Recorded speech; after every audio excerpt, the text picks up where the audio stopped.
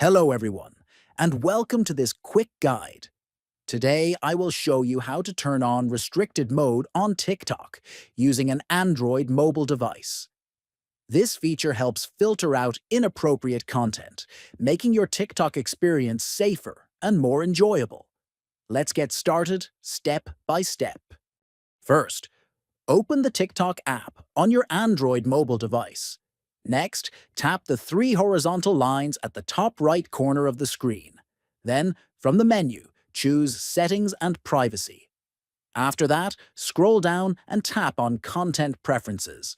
Now, find and select Restricted Mode. Click Turn On to enable the mode. Choose a reason for activating restricted mode, and then tap Submit. That's it. Now you know how to activate restricted mode on TikTok for Android. This helps maintain a safer viewing environment. Thanks for watching, and don't forget to like, subscribe, and comment for more helpful tutorials.